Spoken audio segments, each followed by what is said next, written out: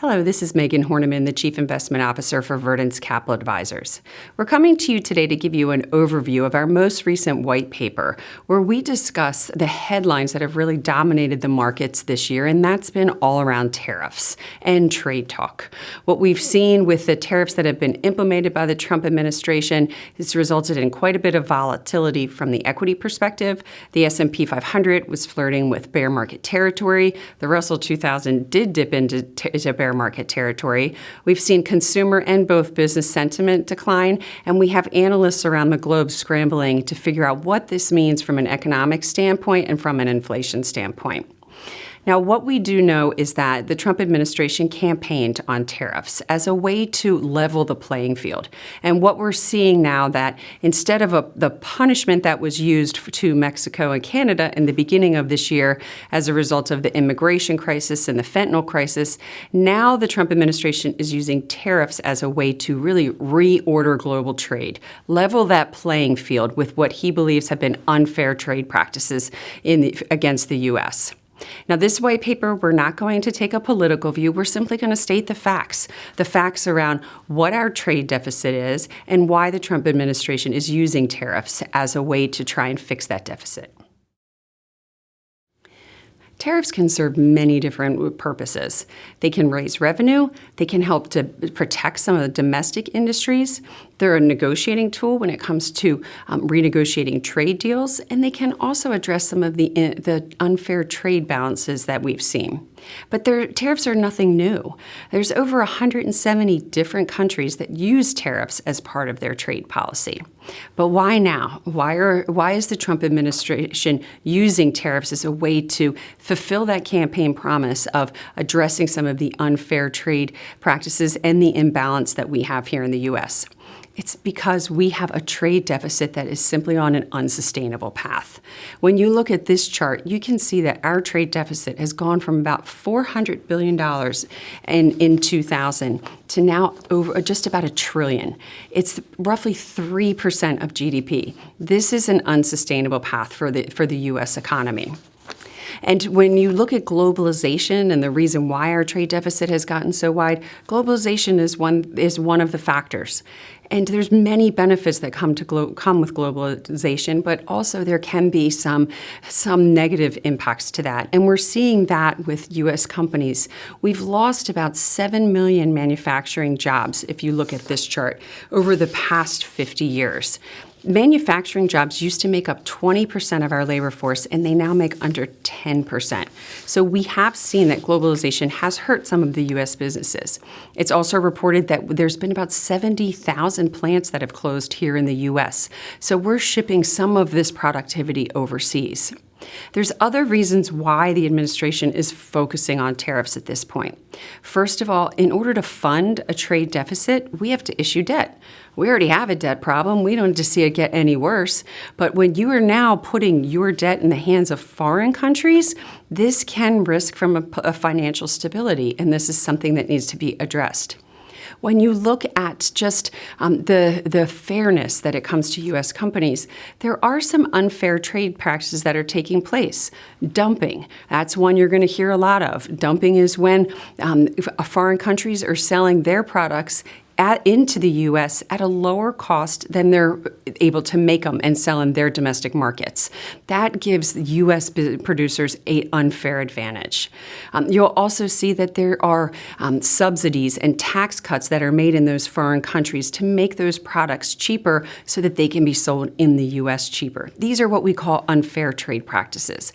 They're not against the law according to the WTO, but you're really, really in that gray area when it comes to that. Also, just think about it from a financial from a security, a national security perspective. Let's go back to COVID. And during COVID, we were scrambling to find medicine, to get masks.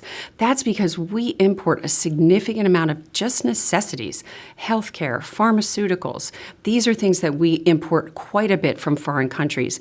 We don't necessarily need that to be produced overseas. It would be safer if you have that here in the event of a crisis. Also, when you look at things like raw materials that are needed for defense systems. These things are also imported from overseas. Again, something that does put our domestic security at risk in the event of a crisis. There's other factors to look at, whether it's some of the forced technology transfer, the theft of intellectual property rights. These are all things that the Trump administration is trying to renegotiate with some of our biggest trading partners to really narrow that gap between the deficit and level the playing field. And that's what they're calling it by reordering global trade. Now, how long and how far and how many more reciprocal tariffs that we will see before this is all settled out is really unknown at this point. What we do know, in sticking with the facts, is that the U.S. does have an upper hand when it comes to these negotiations. And that's because the U.S. economy is not as reliant on trade as a part of its economic growth as some of our trading partners. You can see in this chart, compared to the European Union, compared to Mexico, Canada, China, the U.S. the GDP is not reliant on trade. And it's not just trade between the U.S. and these other countries, it's global trade. So if global trade is slowing down because of these trade wars, that's going to negatively impact those economies. So when you look at it, it gives them a little bit more incentive to maybe come to the table to try and work out some deals with the Trump administration. Also, when you think about the deficit and the imbalance that we have with some of these countries, look at this chart. China has a significant trade surplus with the U.S. That means that we're not exporting nearly enough goods to them as they're importing to us. There's a lot of wiggle room here that we can find negotiations, and that we can see the Trump administration try and work out maybe a little bit more of a level playing field when it comes to global trade. We've offered you some education and background around why the Trump administration is focusing on our trade deficit. It's a problem. We're running not only a trade deficit that keeps getting worse, but we're also running a budget deficit that keeps getting worse. So this needs to be addressed. And we've also explained that the U.S. has the upper hand here when it comes to negotiations. So what we believe going forward is that we'll continue to see these countries come to the table. Right now, there's over 70 different countries that have come to the table to try and renegotiate trade deals. We've also seen the Trump administration give a 90-day pause on some of these tariffs so that they can work. Remember, they're renegotiating trade deals that have been in place for decades, so it's not going to happen overnight. But we do think that this will come to a resolution, and we think sooner than later. And that's because the second half of this year, the Trump administration is going to start on its second campaign promise, which is extending the Tax Cuts and Jobs Act. He can't be fighting both of these wars at the same time. So we think that this will be settled here sooner than later, most likely by this summer. Now, when it comes from an investment standpoint, it has uprooted the markets, and we understand that. When there is heightened uncertainty, think about COVID. Think about when the European peripheral debt crisis took place. You can go all the way back to 1998 with the Asian currency crisis and the fall of long-term capital management. All of these things caused short-term panic in the markets. And when you have panic because there's simply so much uncertainty, we've seen markets can swing substantially to one way or the other. And we're seeing that now. We're seeing oversold conditions in a lot of the equity markets as we try and grapple with what this may end up looking like. In the end game, this is something that can impact the volatility. Volatility will remain heightened. We're still looking at these opportunities as long-term buying opportunities because in the end, we do think that these trade deals will be renegotiated. And with the short-term pain that we're seeing in the markets and in the economy, this can also have a lot of long-term benefits to the U.S. economy if we can get on a more level playing field.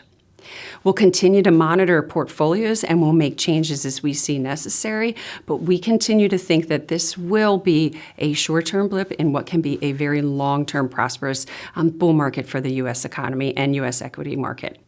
Thank you very much. We'll continue to monitor asset allocation, and if you have any questions, feel free to reach out to your financial advisor. We also invite you to subscribe wherever you get your podcast to Markets with Megan.